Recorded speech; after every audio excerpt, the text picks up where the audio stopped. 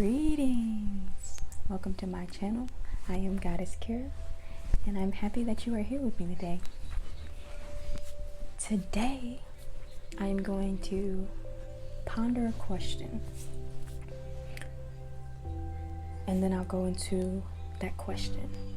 So I was meditating in deep thought, and this question came to me, and then I began to process this question and ask myself why I was feeling this way and what this meant for me, right?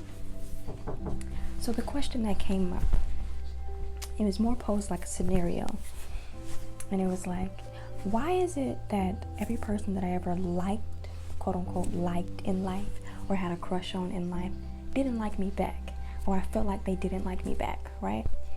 And a random thought to have, okay, random question, but what I came to the conclusion of has to do with self-love, self-care, self-reflection. And so the answer I asked myself, because like I said before in many videos, if you ponder the question, you have the answer, right? It's somewhere in there, so you got to figure out what the answer is. And so I asked myself, okay, so why do I feel like that? Why do I feel like every person I ever liked in life, or quote unquote like or crush on in life, didn't like me back? And then I asked myself, okay, well, why did I like this person? What drew me to like this person? What drew me to like these people, right? And my answer was, well, I was really only looking at the outside. So I liked them because I thought they were attractive. I thought they were cute, right? And I'm like, okay, and they never liked me back. Why is that? Did I ever pursue them to like me back? Did I ever tell them I liked them? Was there any communication involved between the inside of me and the inside of them to where we could connect and be?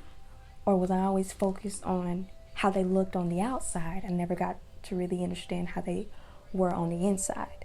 And so we never matched, we never clicked, they never liked me back, right? And I'm like, dang, okay. So we think about that some more, and then we're getting to the idea of, okay, so let me self-reflect here. Why do I think that in order to like someone, they have to be attractive? They have to be, cute, diaper bag in the back. They have to be cute. I was hiding it in my body. They have to be cute, they have to be attractive. I have to like them. Like, that's how I know I like them, because they're cute, because they're attractive. Why do I feel that way?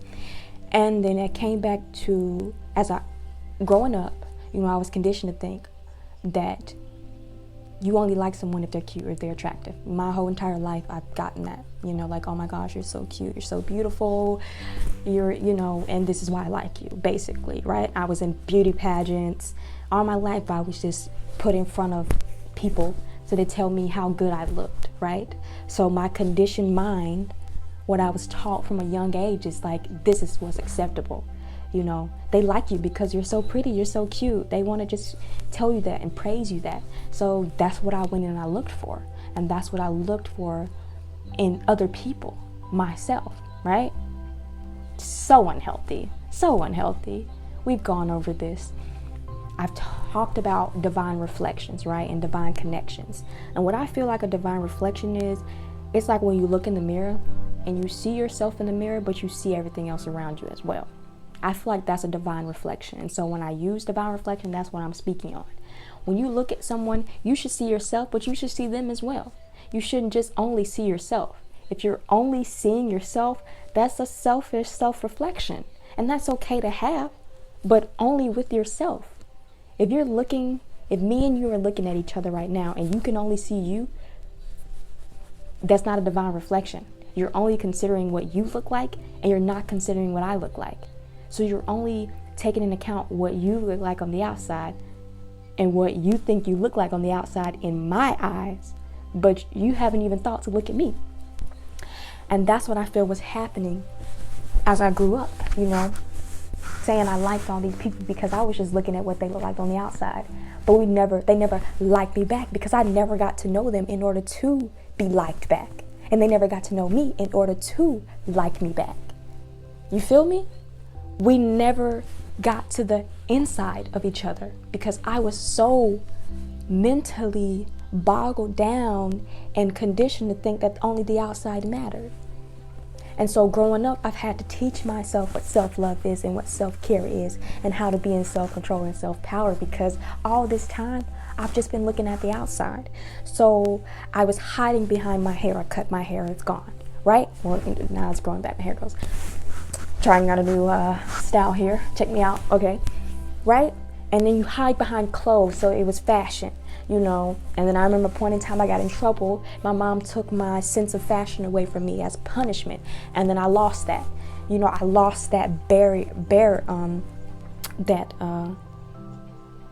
shield, that gate of armor as a protector to protect what was inside, because I was never taught to express what was inside, so I was always hiding what was inside. And now on my spiritual journey and learning about myself, I realized that that's what I should be sharing, what's on the inside. I don't care what I like on the outside. I don't care if you think I'm cute or attractive or beautiful. Do you know me?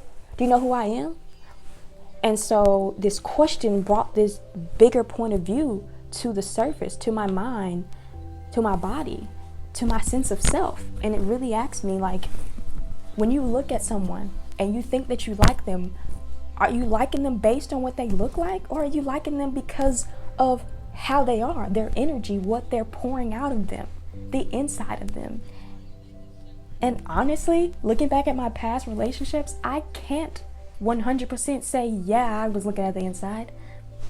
No, I can't say that, because every person I've dated has been beautiful, right? They've been attractive, they've been beautiful, they've been cute, right? So did I just like them because of that? Or did I really like them for who they were?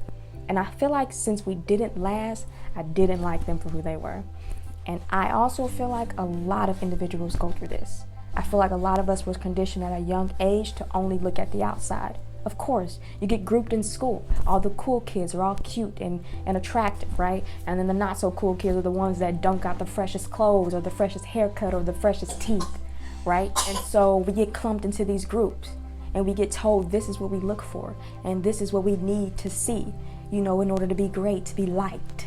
You gotta look good. And that's not true, because when the looks disappear, what is there? What is left?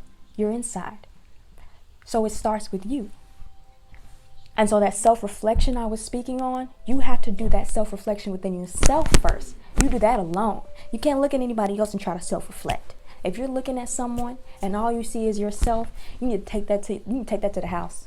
You need to go sit down, take a deep breath, and self-reflect within yourself. Don't look in the mirror, just talk, just write it out. Because whatever is inside is being hidden by the outside. And no one else can see it, because all you're portraying is your outside. And so what you think you like, what you think you want, what you think you desire is not real. It's a facade. And you're creating an illusion that you don't even desire, because you don't even know what you want, which is to lack. Because you don't even know what you desire. Because you don't even know who you are. So it starts with you. And you must take that step back and self-reflect, selfishly self-reflect, so you can figure out who you are. And then come be a divine reflection to the rest of us.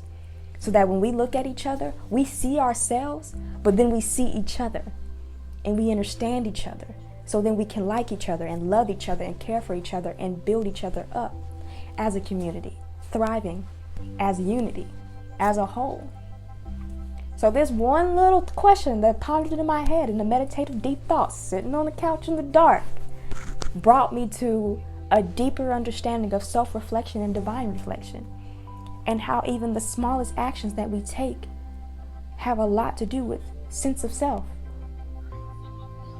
And so now I'm making it a lesson, an everyday lesson in every moment, to really look at people on the inside like I look at myself on the inside, and like I share what I am on the inside, so that you know who I am.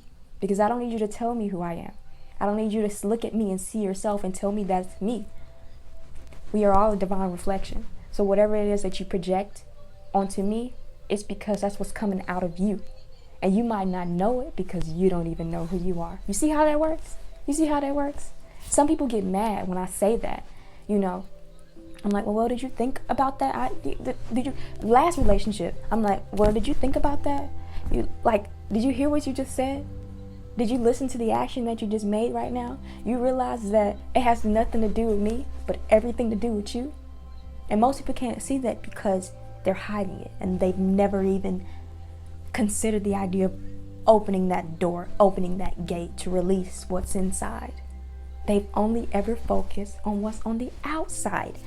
I don't care what's on the outside. I don't care if you got Gucci or Nikes on, or you got Versace written on your forehead. I don't care. Because at the end of the day, if we can't coexist in the same space, in the same energy, one of us or both of us does not know who they are. So we're trying so hard to keep up this facade, the outer appearance of our inner being, that we can't even coexist with someone who's already understanding who they are and projecting their inside on the outside. I hope that makes sense.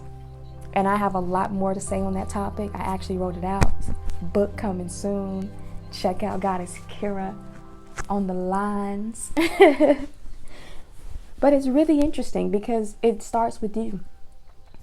And as I teach my students, it starts with you. And that's my lesson. I'm teaching self-love, and how to heal, how to love, and how to grow so you can prosper and you can thrive. Because it starts with you. And that's my favorite thing to say. It starts with you. You know how I know that? Because it starts with me. I wasn't able to tell you this message until I opened myself up to myself.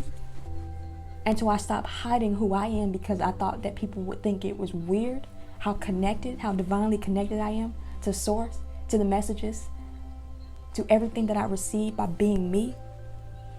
I thought that people would see me as weird. And so I would hide that. I would keep that. I would keep that sense of self from my own self. Until I realized, I have a power, and it's a special power. So I spent so much time, hiding who I was, and for fear that people wouldn't understand or think it was weird. But now, as I connect with myself and with source and just ground myself repeatedly, I'm not afraid of what comes out of me, what goes through me and then comes out of me. And then I share it because you need to hear it and I need to hear it and we all need to hear it in order for us to heal and move past generations and its conditionings and enter new generation and new teachings and new ways to learn new information, correct information, valuable information that is a sense of self, and not information that is taking away from who you are. It starts with you. It starts with you. And when you get to that point of you're asking yourself why, you get the answer. You just have to keep going down that hole and digging into yourself so that you can pull out who you are. And then you can meet other people and tell them who you are, and they'll tell you who they are. Or you'll notice that, hey, I don't think you know who you are. I'd like to help you get to know who you are, right? Because you'll start to see that people don't know who they are if you know who you are. You will. It comes naturally. You'll be in a conversation or a setting or a room. The vibration's off, the energy's off, and you're not aligned with anyone near you. And you might feel like, I need to get up out of here. I like to stay so that I can help. That's the type of person I am. Some people call us light workers. Some people call us dark workers. Some people call us kind. And we have a heart. And we are here to help. As always, I do hope you are enjoying this beautiful day. Y'all see the sunlight glistening, baby? Hey, enjoy this beautiful day. And I hope this video helped you figure out who you are. And if not, watch it again. I'm sure it will. That's really all I have to share today. I do hope it helped you. I do hope that you heard me when I said it starts with you. So take that self-reflection within yourself and then find a divine reflection within everyone else. Figure out who you are. And there will be less confusion in life and more unity in the world. Peace.